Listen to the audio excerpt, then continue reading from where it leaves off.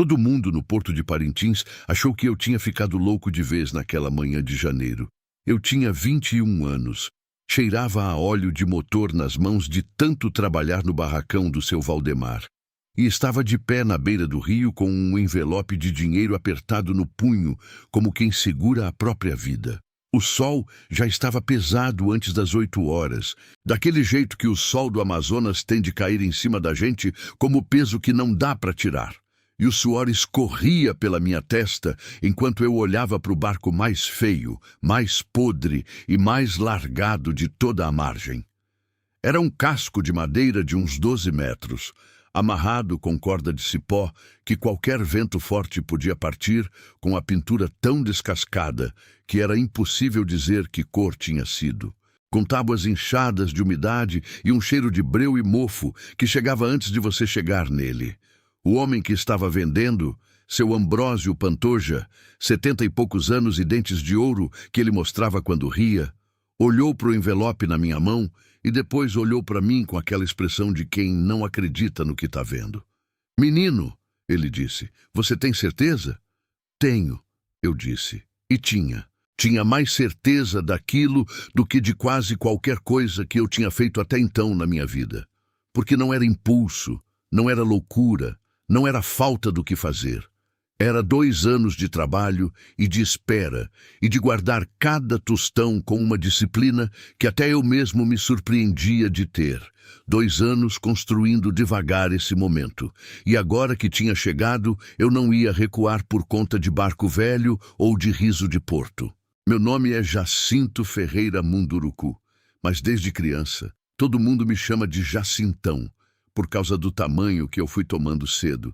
Largão desde os 12 anos, com os ombros do meu avô paterno, que era homem de carregar canoa sozinho. Cresci na beira do Amazonas, filho de ribeirinho, neto de ribeirinho, bisneto de gente que não conhecia a cidade e não precisava. Minha família era do Miratá, uma comunidade de umas 40 famílias, a 4 horas de barco de Parintins, onde o rio era estrada, praça, geladeira e fonte de tudo ao mesmo tempo. Meu pai, Raimundo Ferreira, pescava. Minha mãe, Aparecida Munduruku, fazia farinha e costurava para fora. Meu avô materno, o velho Tobias, que todos chamavam de seu Tobi, tinha sido tropeiro de barco por 40 anos. Isso quer dizer que passou a vida levando e trazendo gente e mercadoria pelos igarapés, de uma comunidade a outra, de madrugada e de chuva e de sol, sem reclamar, só remando. Seu Tobi tinha um barco que chamava de Severino, que era o nome do irmão dele que tinha se afogado jovem, e levava ribeirinho de graça quando o ribeirinho não tinha dinheiro, porque ele dizia que o rio era de todo mundo e ninguém precisava pedir licença para atravessar. Esse barco afundou quando eu tinha 14 anos, comido por cupim e pelo tempo, e meu avô ficou sem ele. A saúde não deixou mais trabalhar. Ele ficou parado na beira do rio, todo dia olhando para a água, com aquela expressão de quem perdeu alguma coisa que não era substituível por outra coisa. E ele morreu 4 anos depois ainda, com aquele olhar de falta. Eu tinha prometido para ele, na última semana que ele teve saúde de me ouvir, que um dia eu ia ter um barco. Não para mim. Do jeito que ele tinha o Severino, do jeito que era de todo mundo. Fiz a promessa com 17 anos e passei os 4 anos seguintes trabalhando para cumprir. Comecei no barracão do seu Valdemar, consertando motor de barco, que era trabalho sujo e mal pago, mas que me ensinou mais do que qualquer escola teria ensinado sobre como um barco funciona por dentro.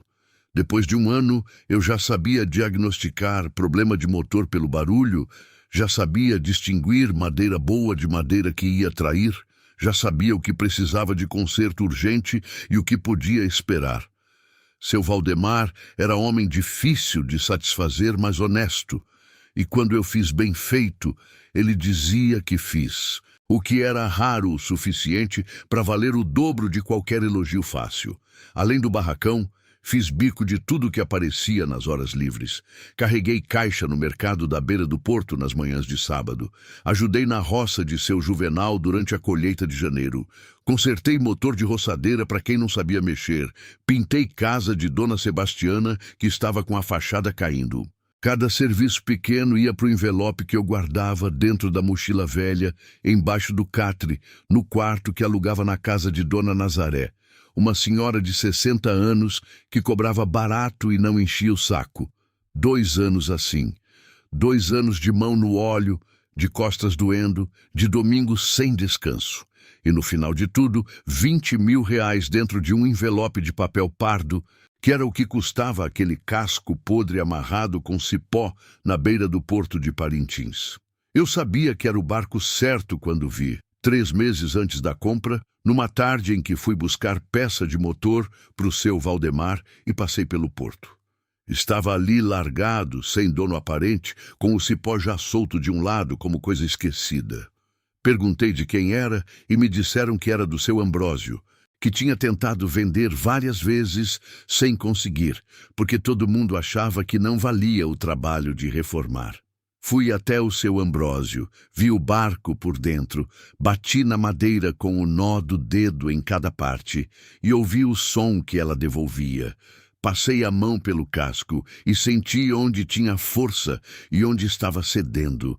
E soube que o casco principal, a espinha do barco, estava intacto. O resto era trabalho. E trabalho eu sabia fazer. Seu Ambrósio olhou para o envelope na minha mão por um tempo longo, depois que eu coloquei na mesa, naquela manhã de janeiro. 20 mil, ele disse. E o tom não era de confirmação. Era de não acreditar que estava acontecendo. O preço que o senhor pediu, eu disse. Ele coçou a cabeça por baixo do chapéu de palha. Menino, esse barco vai te dar mais trabalho do que valem os 20 mil. Eu sei, eu disse, mas é ele que eu quero. Ele ficou me olhando por um momento ainda e então suspiro. Pegou o dinheiro e foi buscar o papel para assinar. As pessoas ao redor do porto não estavam tentando esconder a opinião delas. Enquanto a gente assinava os papéis numa mesa do bar do Zezinho, que ficava pertinho do cais, eu ouvi os comentários chegando de todos os lados como um mosquito de madrugada. Esse rapaz está abicornado. Jogou o dinheiro no rio que dava no mesmo. Olha o tamanho dele, parece que tem juízo, mas não tem. Pobre coitado, vai gastar o dobro reformando e ainda vai afundar. Eu deixei os comentários passarem. Aprendi cedo que comentário de porto é como vento. Existe, incomoda um pouco, mas não muda o caminho de quem sabe onde quer chegar. Assinei o papel, dobrei a cópia no bolso da calça jeans surrada e fui até o barco. Pus a mão na madeira velha, que estava quente do sol e áspera de tanto tempo. Senti o calor dela na palma. E ali, sozinho com o barulho do rio e o cheiro da manhã de Parintins, que era mistura de peixe fresco com terra molhada e fumaça de motor de barco, eu fiz a promessa em silêncio para o meu avô Tobi, que não estava mais nesse mundo, mas que eu sentia presente naquele momento de um jeito que não sei explicar, mas que era real. Esse barco vai levar gente. Do jeito que o Severino levava. Do jeito que você ensinou. O problema prático era simples de enunciar e difícil de resolver. Eu não tinha mais nenhum dinheiro. Tinha o barco e as mãos, e ia ter que descobrir um jeito de fazer os dois darem conta do recado sem me afundar nas dívidas no meio do processo. Comecei no dia seguinte. Comprei lixa e massa de calafetar fiadas no seu adalto da ferramenta, que me conhecia do barracão do Valdemar e aceitou meu rosto como garantia. E fui de alpercata velha e bermuda escura trabalhar no casco antes que o sol das 10 horas tornasse o trabalho insuportável. A madeira podre saía em lascas, em pedaços, em pó às vezes, e eu precisava identificar o que salvava e o que tinha que sair. Era trabalho de paciência, de prestar atenção, de não ter pressa mesmo quando você está com pressa porque o prazo do aluguel do quarto está chegando e o dinheiro acabou. Nos primeiros dias trabalhei sozinho. O porto tem aquela vida própria de qualquer porto de cidade ribeirinha. Barco chegando, barco saindo, gente desembarcando com saco nas costas, gente embarcando com criança no colo, pescador voltando com geleira cheia, vendedor de açaí passando com o balde na cabeça. A vida passava do lado de fora enquanto eu estava de joelhos dentro do casco, lixando madeira velha. E às vezes eu parava e olhava aquela movimentação toda e pensava que era exatamente para isso que o barco servia. Era parte daquilo tudo. Era pedaço daquela vida de rio e ia voltar a ser quando eu terminasse. Foi na segunda semana que o velho apareceu. Seu Evaristo Menezes tinha 76 anos. Morava num barraco de tábua pintado de verde próximo ao porto. E toda manhã passava pela margem, caminhando devagar com a bengala de madeira que ele mesmo tinha feito, parando aqui e ali para conversar com quem estivesse disponível, que era o privilégio e o trabalho dos velhos que não têm mais obrigação de hora certa em lugar nenhum. Ele parou perto do barco numa manhã de terça-feira e ficou olhando por um tempo sem dizer nada, com aqueles olhos que os velhos do Rio têm de ver além do que está na frente. Esse barco foi do Ambrósio Pantoja, ele disse, não para mim, mas para o ar. Foi, eu disse, parando de lixar. Agora é meu. Ele me olhou de cima a baixo com aquela avaliação rápida dos velhos experientes. Você sabe fazer isso? Tô aprendendo, eu disse com honestidade. Ele bufou, que poderia ser desaprovação ou aprovação. Era difícil dizer. O Ambrósio comprou esse barco faz uns 25 anos de um carpinteiro chamado Elias, ele disse. O Elias era o melhor carpinteiro de barco que essa região já teve. Construiu esse casco com as próprias mãos, tábua por tábua. Levou quase um ano. Ele bateu na madeira com a ponta da bengala, aqui e ali, com o cuidado de quem sabe onde bater. O casco principal tá bom ainda. O Elias sabia escolher madeira. Eu percebi isso, eu disse. É o que me fez comprar.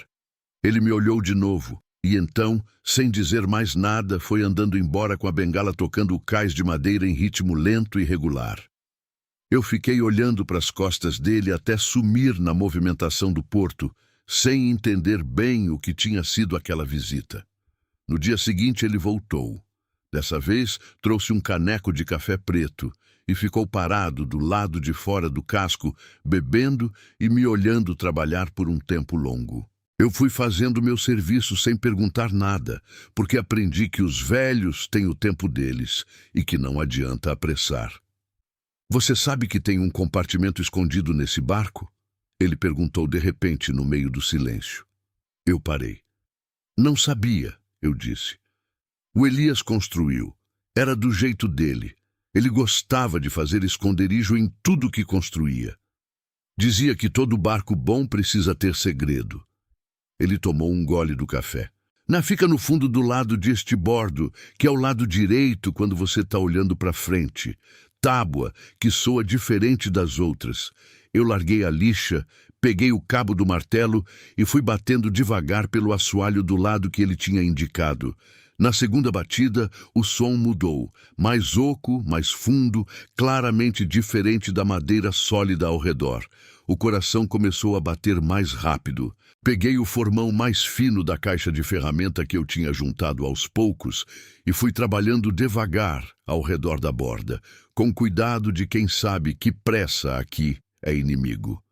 A tábua soltou com um som suave, como suspiro. E embaixo havia um espaço do tamanho de uma caixa de sapato, com um embrulho de oleado de borracha amarrado com tira de couro dentro. Eu peguei o embrulho e subi para o deck com a luz da tarde batendo de lado.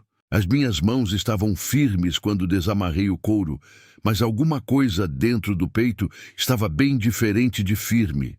Dentro havia um maço de notas de dinheiro antigas. Olhei rápido e vi que eram notas de cruzeiro, que já não valiam nada fazia décadas. e embaixo do dinheiro, enrolada num pano grosso de algodão, uma corrente de ouro com um pingente em formato de boto, do tipo que os pescadores velhos do interior usavam como proteção do rio. E embaixo da corrente, um bilhete dobrado em 4, escrito com letra de homem que aprendeu a escrever sozinho, mas que escolheu cada palavra com cuidado. Para quem achar, esse barco me salvou 3 vezes. Trata ele bem e ele vai te salvar também. Que o rio te leve onde você precisa ir. Elias Menezes, 1983. Eu fiquei olhando para aquele bilhete por um tempo longo. A tarde estava esquentando. O barulho do porto continuava do lado de fora. Um motor de barco passou próximo fazendo onda que balançou o casco devagar. E eu ali, sentado no deck de um barco que tinha comprado com 2 anos de trabalho, segurando um bilhete de 40 anos atrás de um homem que eu nunca conheci, sentindo aquele peso bonito e estranho de quando alguma coisa que parecia só prática se transforma em outra coisa maior. Quando levantei os olhos, seu Evaristo estava parado no porto me olhando. Tinha aquela expressão de quem esperava aquilo, de quem sabia que estava lá. Você conhecia o bilhete, eu disse. Não era pergunta. Conhecia, ele disse. O Elias me contou que tinha escondido. Pediu que eu não fosse buscar, que esperasse para ver quem ia achar. Dizia que o bilhete ia para quem devia ir. Desci do barco e fui até ele. Mostrei o bilhete. Ele leu devagar, com os óculos que tirou do bolso da camisa, e quando terminou, devolveu o papel com uma expressão que estava entre saudade e paz. O Elias era homem de palavra, ele disse. Se ele diz que o barco salva, salva. Guardei o bilhete no bolso. A corrente de boto ficou no fundo do espaço escondido por enquanto. Não parecia certo mexer nela ainda. Naquela noite, sentado na beira do rio depois que o trabalho do dia tinha acabado e o porto tinha quietado, fui pensar no que seu Evaristo tinha me dito. Ele era o único que sabia sobre o esconderijo. Tinha guardado o segredo por mais de 40 anos, esperando que o barco chegasse nas mãos certas, e veio falar comigo logo na segunda semana, como quem foi verificar se a pessoa que tinha comprado o casco merecia saber. Fiquei com aquilo na cabeça enquanto olhava a água escura passar e as estrelas aparecerem uma por uma acima do rio. E então percebi que tinha uma pergunta que eu ainda não tinha feito, uma pergunta óbvia que tinha escapado no meio da emoção do bilhete. Por que seu Evaristo sabia de um compartimento escondido que o dono anterior do barco, o seu Ambrósio, aparentemente não sabia? Fui buscar a resposta no dia seguinte. Cheguei na casa do seu Evaristo antes do café da manhã, o que era ousadia, mas ele me recebeu sem fazer cara feia.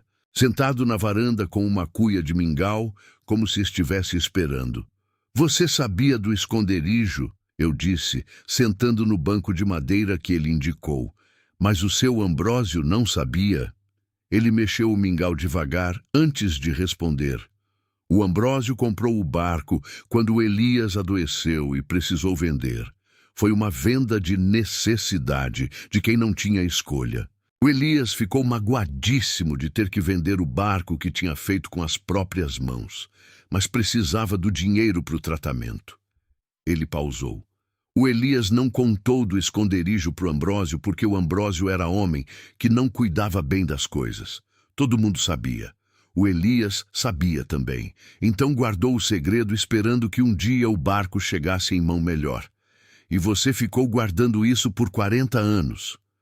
43, para ser exato. Fiquei olhando para ele. Por que você veio me contar agora? Eu perguntei. Você nem me conhecia. Ele tomou um gole do mingau. Fui perguntar no barracão do Valdemar sobre você. Ele disse simples. Ele disse que você trabalha direito e não faz corpo mole. Fui perguntar na casa de Dona Nazaré onde você mora. Ela disse que você é quieto, não dá trabalho e paga o aluguel em dia. Ele me olhou por cima da cuia. E você comprou o barco mais feio do porto, com 2 anos de trabalho próprio, sem pedir favor para ninguém. Isso diz muita coisa de uma pessoa. Eu não soube o que dizer. Então não disse nada. Só fiquei sentado ali no banco de madeira daquele velho que tinha guardado o segredo de carpinteiro morto por mais de 4 décadas, esperando a pessoa certa aparecer.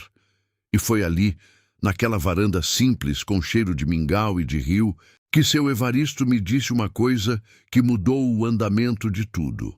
Tem um homem que vai aparecer quando souber que você comprou esse barco, ele disse, com uma seriedade que me fez sentar mais direito. E quando ele aparecer, você vai precisar estar preparado, porque ele não vai chegar pedindo, ele vai chegar cobrando. Quem? Eu perguntei. Seu Evaristo olhou para o rio antes de responder, com aquela pausa que os velhos usam quando o que vem a seguir é coisa que precisa de cuidado. O filho do Ambrósio, ele disse. O Dirceu. Dirceu, Pantoja filho, chegou numa quinta-feira de manhã, exatamente 11 dias depois da minha conversa com seu Evaristo.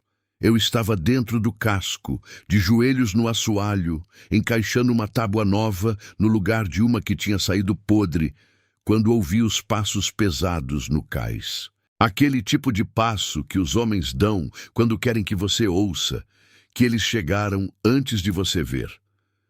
Larguei o martelo devagar, limpei a mão na bermuda e me virei. Dirceu tinha uns 45 anos, era gordo da barriga para frente, com aquele tipo de barriga que aparece na frente da camisa polo antes do resto do corpo. Tinha o cabelo penteado com brilhantina e uma corrente de prata grossa no pescoço que brilhava no sol da manhã. O rosto tinha o sorriso de quem aprendeu que sorriso custa nada e pode render alguma coisa, mas os olhos não participavam do sorriso, ficavam calculando por conta própria.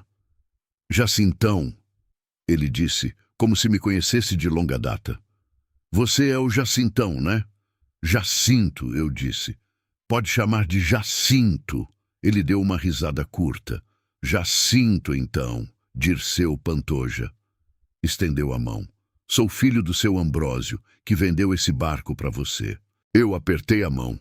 Era aperto de quem quer mostrar força, daquele tipo que apertar de volta com força igual é a resposta certa. E eu apertar de volta com força igual. Soube que você comprou, ele disse, liberando a mão e olhando em volta do barco com aquele jeito de quem está avaliando propriedade. Meu pai vendeu sem me avisar. Coisa de velho. Às vezes a cabeça já não está tão firme, sabe como é. Eu não disse nada. Esperei. Olha, ele continuou colocando as mãos nos bolsos da calça e adotando um tom de quem está sendo razoável. Esse barco tem um valor para a família que meu pai não levou em conta quando vendeu. Foi do avô dele, passou para as mãos dele, deveria ficar na família.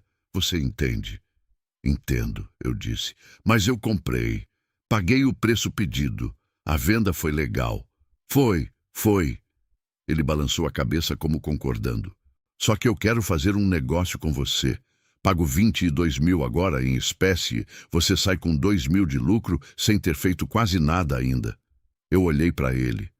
Olhei para o barco. Pensei em 2 anos de barracão do seu Valdemar. Em sábado de manhã, carregando caixa no mercado. Em domingo, pintando parede de Dona Sebastiana com o sol rachando. Pensei no meu avô Tobi, olhando para o rio com aquele olhar de falta. Pensei na promessa que eu tinha feito. Não estou vendendo, eu disse. O sorriso do Dirceu não sumiu, mas ficou mais pequeno. Jacinto, ele disse com aquela pausa antes do nome que os homens usam quando querem que você saiba que eles estão sendo pacientes.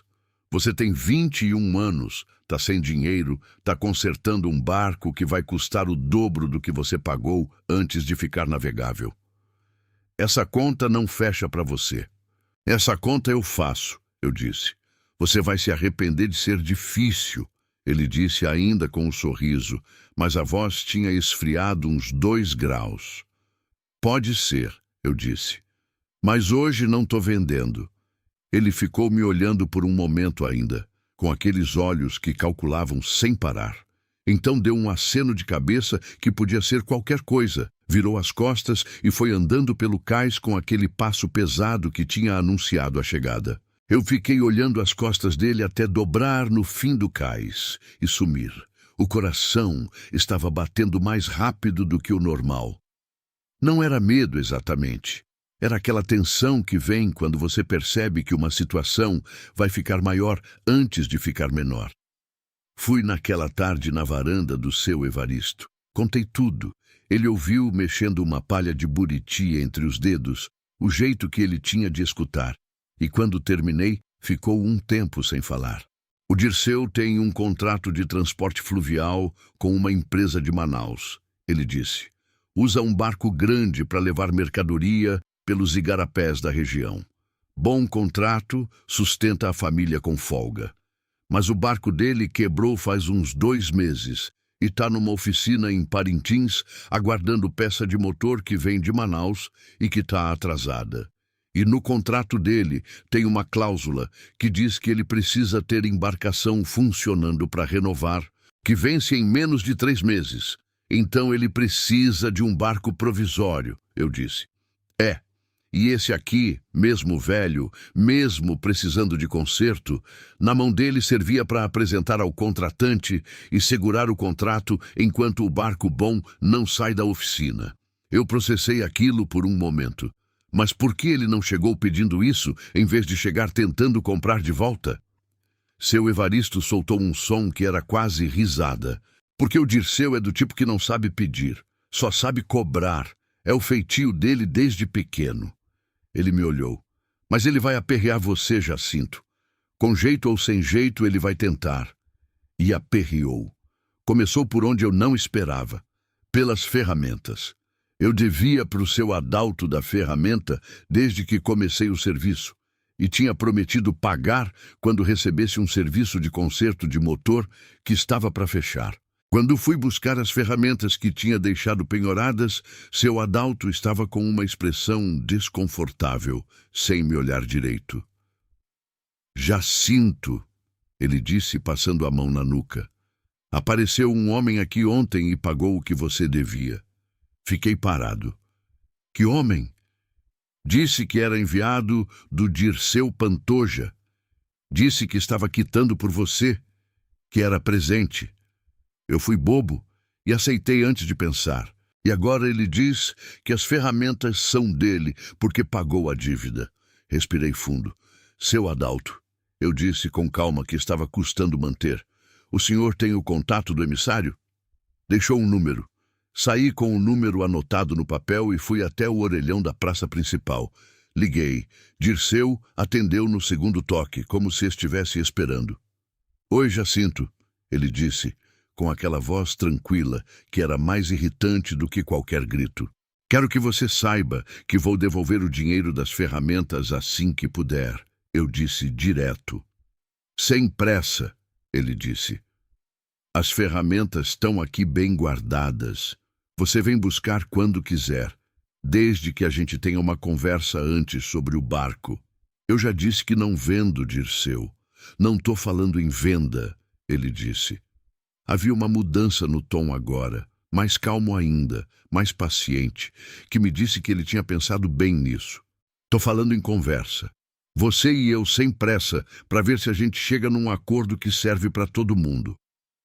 Que tipo de acordo? Esse a gente discute pessoalmente, ele disse. Você escolhe o lugar. Desliguei sem confirmar nada. Fui andando de volta para o porto com o sol da tarde batendo na cabeça e pensando que o Dirceu era mais esperto do que eu tinha calculado. Não estava sendo violento, não estava fazendo nada abertamente errado. Estava criando situações, amarrando nós ao redor de mim aos poucos, esperando que o acúmulo me cansasse. Era o tipo de problema mais difícil de lidar porque não tinha ponta clara para puxar. Cheguei no barco com essa cabeça pesada e encontrei uma surpresa. Sentado no cais, do lado de fora do casco, havia um homem de uns 30 anos que eu nunca tinha visto, de calção surrado e camiseta com nome de time de futebol desbotado, com uma caixa de ferramentas de carpinteiro ao lado. Tinha os braços compridos e fortes de quem trabalha com as mãos desde cedo, o cabelo crespo preso com elástico. e uma expressão tranquila que me fez parar antes de chegar mais perto. Você é o Jacinto? Ele perguntou. Sou, eu disse. E você? Mateus Vanderlei, ele disse. Sou carpinteiro de barco. Seu Evaristo Menezes me mandou vir falar com você. Olhei para ele, olhei para a caixa de ferramentas. Por que o seu Evaristo te mandou? Eu perguntei. Porque ele me contou que você está consertando sozinho, sem dinheiro, com o Dirceu Pantoja no seu encalço. E porque eu aprendi o ofício com o velho Elias Menezes antes dele adoecer. Trabalhei com ele 2 anos. Ele olhou para o casco com aquela expressão de quem reencontra lugar conhecido. Eu conheço esse barco. Ajudei a reformar ele uma vez, quando ainda era do Ambrósio. Sei onde está cada tábua boa e cada tábua que vai trair você. O que você quer em troca? Eu perguntei direto. Aprendi cedo que gente que oferece ajuda sem explicar o porquê merece a pergunta. Ele não ficou ofendido, só cruzou os braços em cima dos joelhos. O seu Evaristo me ensinou a fazer conta quando eu era pequeno, ele disse. Minha mãe não tinha como pagar a escola, e ele ficou me ensinando de graça por 2 anos na varanda da casa dele. Eu devia um favor a ele faz tempo. Ele cobrou agora. Fiquei olhando para ele por um momento. Havia nos olhos do Mateus aquela clareza de quem não está dizendo mais do que é verdade nem menos. Pode começar amanhã cedo, eu disse. Com Mateus, o ritmo mudou completamente. Ele tinha um conhecimento do barco que ia além do que eu tinha aprendido no barracão do Valdemar, não só sobre madeira e motor, mas sobre aquele barco específico, aquelas tábuas específicas, o caráter daquele casco que o velho Elias tinha construído com um cuidado que durava décadas. Mateus encostava a mão num lugar e dizia quanto tempo durava.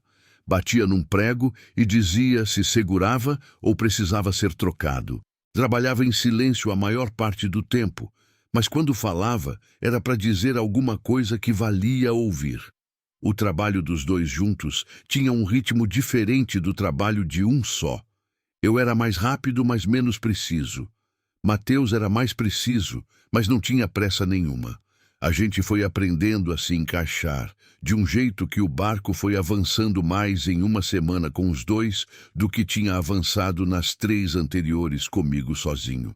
Havia naquilo a satisfação particular de trabalho bem dividido. Quando cada um sabe o que faz, ninguém precisa explicar 2 vezes. E o serviço acontece quase como conversa entre as ferramentas. Numa tarde em que estávamos calafetando as juntas do costado, Mateus me perguntou, sem tirar os olhos do trabalho, por que você comprou esse barco em específico? Tinha outros no porto. Porque o casco estava intacto, eu disse. O resto era trabalho. E trabalho eu sei fazer. Ele assentiu devagar. O velho Elias escolhia madeira de canela preta para os cascos, ele disse. Madeira dura que não apodrece fácil, não racha com a variação da água, aguenta cupim melhor do que a maioria. Ele buscava ela num igarapé específico, lá pro interior, que ele não contava para ninguém onde era. Levava semanas escolhendo cada tábua antes de começar a cortar. Ele passou a mão pela madeira do costado com uma leveza que não combinava com o tamanho das mãos.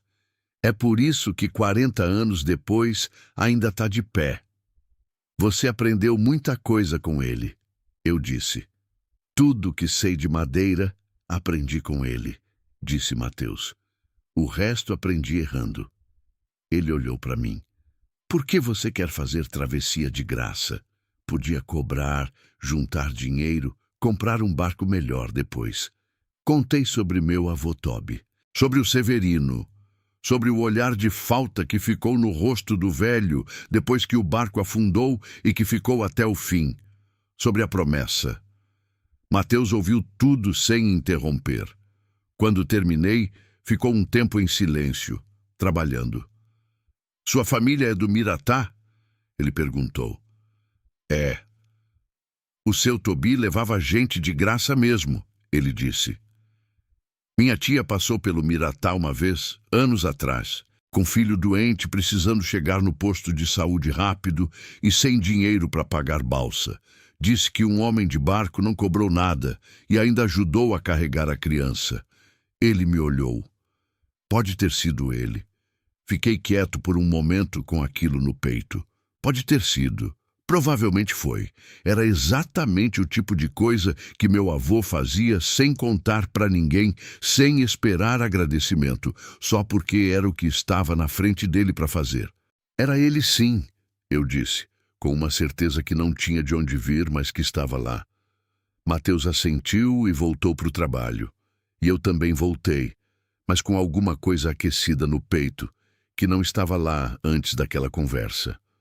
Numa tarde de trabalho, quando a gente estava instalando uma nova tábua no convés, ele disse, sem tirar os olhos do serviço: "O Dirceu vai tentar outra coisa em breve, mais direta do que as ferramentas." "Você sabe o que ele vai tentar?" Eu perguntei. "Tenho uma ideia", ele disse. "E quando acontecer, você precisa não entrar em pânico. A resposta certa não é brigar, é pensar." "Você vai me contar antes?" "Não", ele disse. "Porque se você saber antes, você vai ficar esperando e a espera te deixa tenso. Melhor você lidar na hora com a cabeça fria." Eu não gostei da resposta, mas respeitei. Mateus tinha um jeito de dizer as coisas que era diferente de conselho. Era mais como aviso de quem sabe o que está falando. Naqueles dias, o Dirceu apareceu mais 2 vezes no porto, passando devagar, olhando o trabalho de longe, sem chegar perto. Era uma presença que incomodava não pelo que fazia, mas pelo que prometia fazer. Aquele tipo de ameaça suspensa que é às vezes pior do que a ameaça que acontece porque você fica esperando o tempo todo. Eu aprendi a trabalhar com aquilo de lado, sem deixar que a espera parasse o serviço. Mas havia noites que eu ficava deitado no catre ouvindo o rio lá fora e me perguntando o que vinha a seguir. A resposta chegou numa segunda-feira de manhã, quando eu tinha ido ao mercado fazer compra rápida para a semana. Meu celular tocou com o número do barracão do Valdemar. "Jacinto." A voz do seu Valdemar estava diferente, mais pesada do que o normal. "Você precisa voltar para o porto agora." Cheguei correndo. Havia 2 rapazes jovens que eu não conhecia saindo do barco com aquele andar de quem está indo embora, mas não está com pressa, o tipo que mostra que não está preocupado com quem está chegando. Subi no barco com o coração batendo rápido. O motor novo que eu e Mateus tínhamos instalado com tanto custo e tanto trabalho estava com a tampa aberta, e 2 peças do carburador tinham sumido. Não qualquer peça, as peças mais difíceis de encontrar em Parintins, que eu ia precisar pedir de Manaus ou de Belém, que iam custar dinheiro que eu não tinha e tempo que ia atrasar tudo. Fiquei parado olhando para aquele motor aberto por um tempo que não sei medir. Não foi raiva o que senti primeiro. Foi aquele cansaço fundo que vem quando a gente percebe que não importa o quanto trabalhe, tem sempre a possibilidade de alguém desfazer o que foi feito. Aquele cansaço que pergunta em silêncio se vale a pena continuar. Aquela voz pequena e traiçoeira que diz que talvez todo mundo tivesse certo naquela manhã de janeiro quando riram no porto. Sentei na borda do barco com os pés para fora. O rio passava do lado de fora igual sempre, indiferente, enorme, como se não soubesse de nada do que estava acontecendo em cima de uma das suas margens. Eu fiquei assim por um tempo. Não vou dizer que não pesou, porque pesou. Pesou de verdade, naquele lugar fundo do peito onde a gente guarda as coisas que não mostra para ninguém.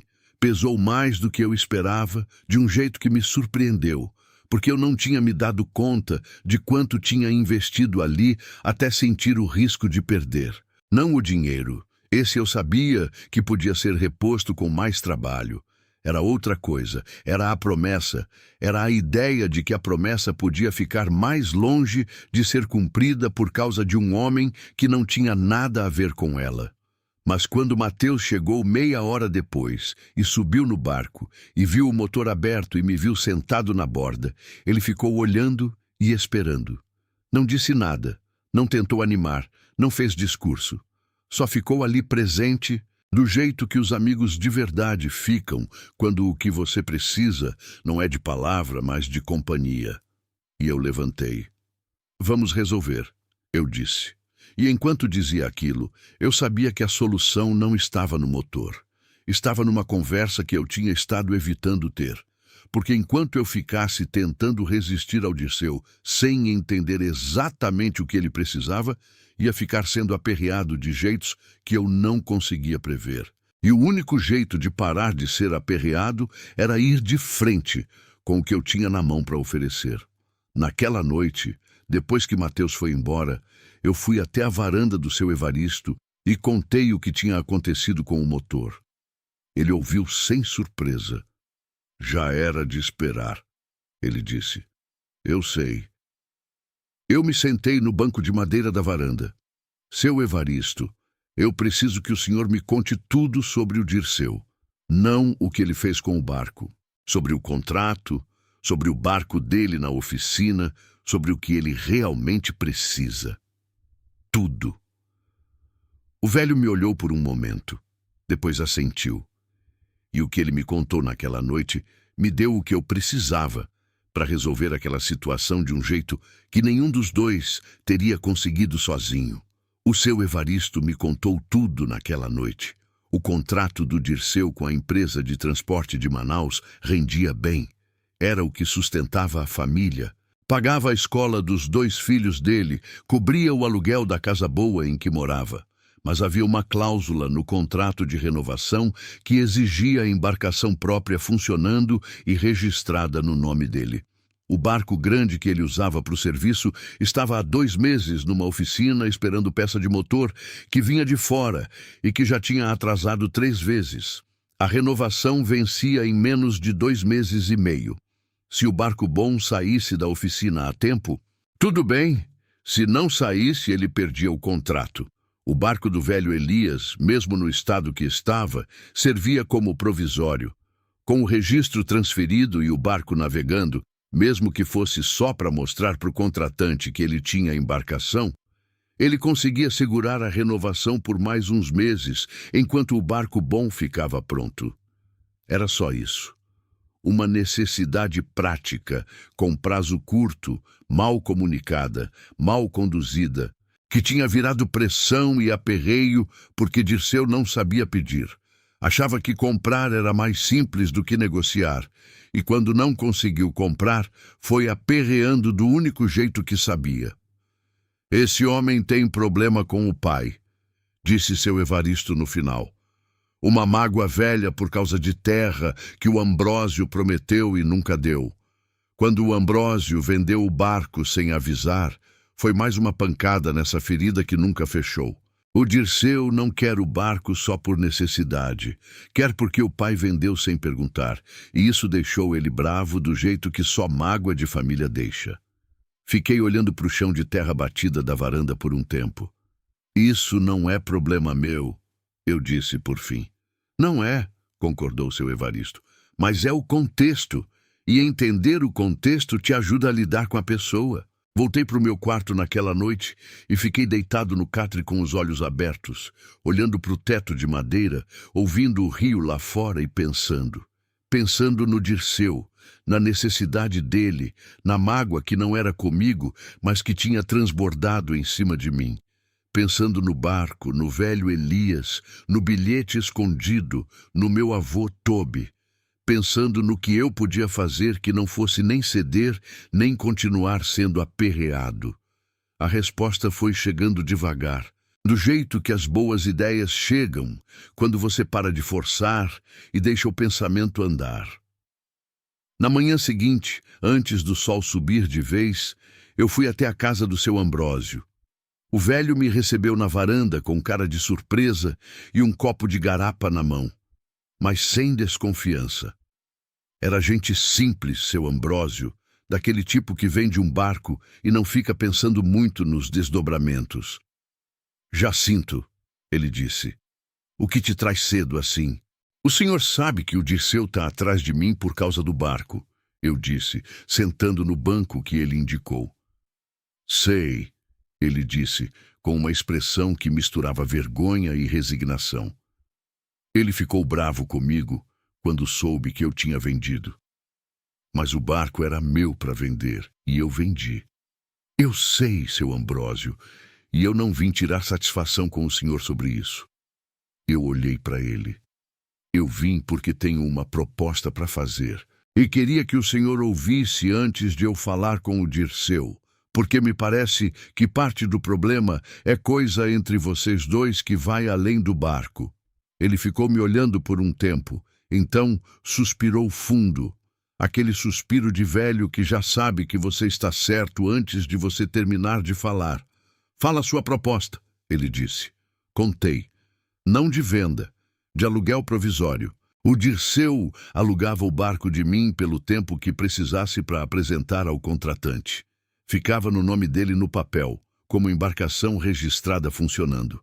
Em troca, ele me devolvia as ferramentas, pagava as peças do motor que os rapazes tinham tirado, e quando o barco bom dele saísse da oficina e ele não precisasse mais do provisório, o barco voltava para mim em perfeito estado ou com o valor de qualquer dano coberto por ele.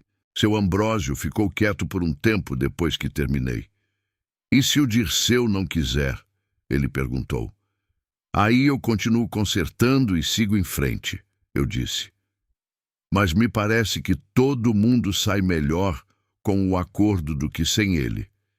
Inclusive o senhor, que vai parar de ter filho bravo por causa de coisa que pode ser resolvida. O velho olhou para o copo de garapa na própria mão por um momento. Você quer que eu chame o Dirceu? Ele disse. Quero, eu disse. Mas o senhor deixa eu falar com ele. Não precisa entrar no meio. Dirceu chegou 40 minutos depois, de calça jeans e chinelo, sem a camisa polo de impressionar, sem a corrente de prata. Parecia menor assim, mais pessoal, mais gente normal. Ficou parado na entrada da varanda olhando para mim, com aquela expressão calculista que ele tinha.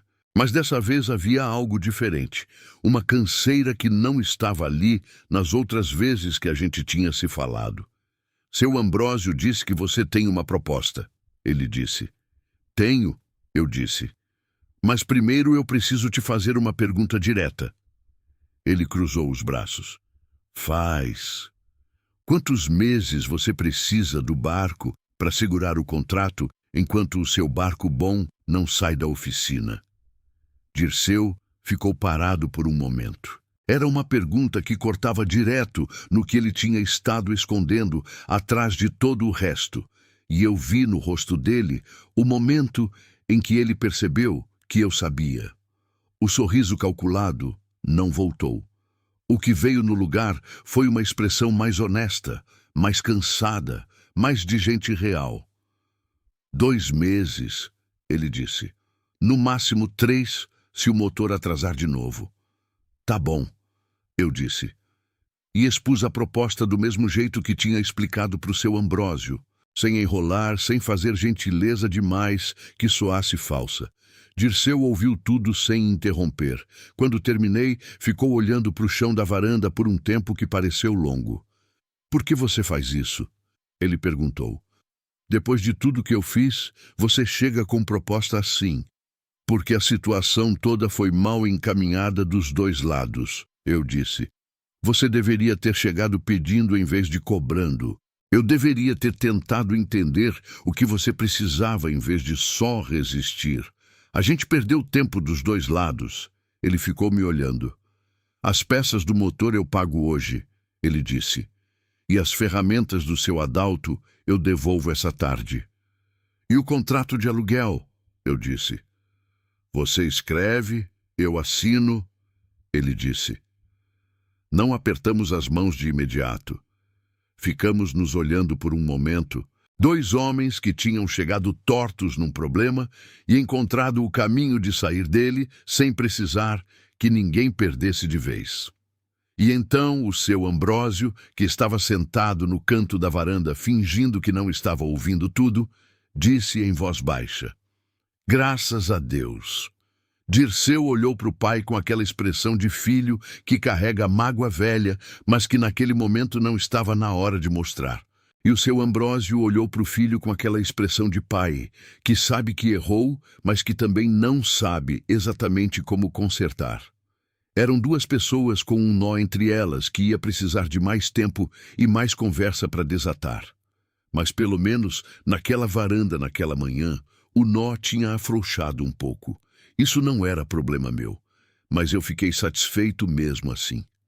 As peças do motor chegaram naquela mesma tarde, pagas pelo Dirceu como combinado.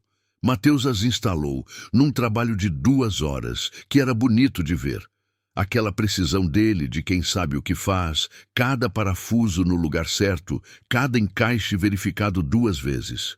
Quando o motor deu a primeira partida, aquele ronco grave e firme de motor de barco, que funciona de verdade, eu fiquei parado ouvindo com as mãos no ouvido aberto para sentir a vibração, e não consegui evitar o sorriso que veio.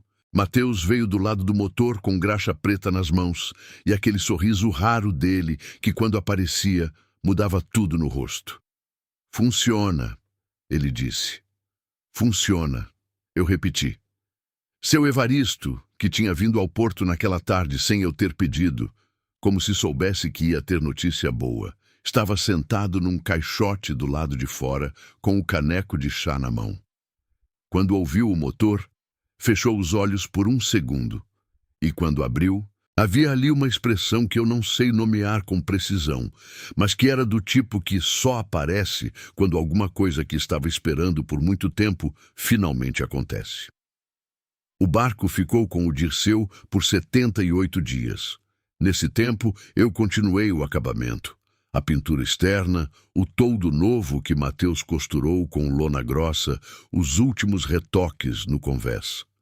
Mateus continuou aparecendo não por obrigação, mas porque o barco tinha se tornado parte da rotina dele também, e porque havia entre a gente uma amizade que tinha nascido de trabalho compartilhado e que era sólida exatamente por isso. Quando Dirceu devolveu, o barco bom dele tinha finalmente saído da oficina e ele tinha renovado o contrato. Chegou no porto numa manhã cedo, sozinho, sem os rapazes, sem a camisa polo. Amarrou o barco no lugar certo, me entregou o papel de devolução e ficou um momento olhando para o casco. Cuidei bem, ele disse. Eu sei, eu disse, porque eu podia ver que sim. Ele ficou mais um momento olhando para o barco, com uma expressão que era mais complexa do que eu esperava. Meu avô construiu esse barco, ele disse baixinho. Não era acusação, era só fato dito com o peso que fatos desse tipo têm quando você os diz em voz alta pela primeira vez, depois de muito tempo guardado. O velho Elias construiu, eu concordei. Era gente boa pelo que me contaram. Era, ele disse. Eu era pequeno quando ele morreu, mas lembro do cheiro de madeira que vinha das mãos dele toda vez que ele me cumprimentava. Ficamos um momento em silêncio, com o rio passando atrás de nós. Você vai fazer o que com o barco? Ele perguntou. O que meu avô Toby fazia com o Severino dele? Eu disse. Travessia de graça para quem precisa atravessar e não tem dinheiro para a balsa. Dirceu me olhou, e pela primeira vez desde que ele tinha aparecido no porto naquela manhã de quinta-feira, o sorriso que veio ao rosto dele era de verdade. Tá bom, ele disse, e foi embora. Na manhã seguinte, antes do sol esquentar, eu peguei o pote de tinta azul que tinha guardado para isso e fui pintar o nome no barco. Não demorei muito para escolher. O nome estava na minha cabeça desde aquela tarde em que achei o bilhete, embaixo da tábua, desde que li aquelas palavras escritas por homem que construiu aquele casco com as próprias mãos e depois teve que vender do jeito que dói mais, mas guardou um bilhete dentro esperando que chegasse alguém que fosse tratar bem o que ele tinha feito. Pintei em letras azuis firmes na proa. Eliácio Evaristo chegou enquanto eu ainda estava pintando a última letra, devagar com a bengala no cais de madeira. Ficou parado, olhando por um tempo longo. O sol da manhã pegava as letras de um lado e elas brilhavam no casco escuro com aquela clareza que as coisas novas têm quando o resto ainda está velho. Ele ia gostar muito, seu Evaristo disse, com uma voz que estava mais baixa do que o normal. É o mínimo, eu disse. Ele assentiu devagar e então colocou a mão no casco devagar, com a palma aberta, do jeito que se coloca a mão em coisa que tem memória. Ficou assim por um momento. E eu deixei ele ficar, porque tinha alguma coisa ali que era dele e do velho Elias, e dos 43 anos de segredo guardado e que não precisava de nenhuma palavra minha para existir. Fiz a primeira travessia naquela tarde. Havia 5 ribeirinhos no porto que precisavam atravessar o rio. Um casal de idosos com saco de mantimento, uma mulher jovem com criança de 2 anos no colo e 2 rapazes com geleira de peixe para vender do outro lado. Nenhum deles tinha dinheiro para a balsa, que cobrava por cabeça e por carga. Eles estavam ali, esperando ver se aparecia alguém de conhecimento que fosse na mesma direção, que era o jeito que ribeirinho resolve problema de transporte quando o dinheiro não chega. Sobe, eu disse. Eu levo. O casal de idosos subiu primeiro, devagar, com aquela desconfiança boa de quem não acredita que é de graça mesmo. A mulher com a criança subiu em seguida. Os 2 rapazes jogaram a geleira a bordo e subiram atrás. O motor do Elias pegou na primeira tentativa. Aquele ronco grave e firme, que era do jeito que o Mateus tinha ajustado, que era do jeito que um motor bom soa quando foi instalado com cuidado. Saí do porto com o sol da tarde batendo de lado, dourando a água e os rostos das pessoas a bordo. A criança da mulher jovem ficou olhando o rio passar com aqueles olhos grandes de criança que está vendo uma coisa nova. E eu olhei para ela, olhando o rio, e senti alguma coisa se encaixar no peito, do jeito que as coisas se encaixam quando você está exatamente onde precisa estar, fazendo exatamente o que precisa fazer. No caminho de volta, com o barco vazio e a tarde fechando para a noite, fui devagar. Não porque o motor não aguentasse mais, mas porque eu queria aquele momento para mim. O rio era largo naquele trecho, com a outra margem distante o suficiente para parecer outro mundo, e o céu estava daquele laranja que o Amazonas tem quando o sol está indo embora, aquele laranja que parece inventado, mas que é real toda tarde. Pensei no meu avô Toby. Pensei nele, olhando para o rio com aquele olhar de falta, depois que o Severino afundou. Pensei na promessa que eu tinha feito de 17 anos, sem saber direito como ia cumprir, sem ter nada além da vontade. Pensei em 2 anos de barracão do seu Valdemar, e de sábado no mercado, e de domingo pintando parede.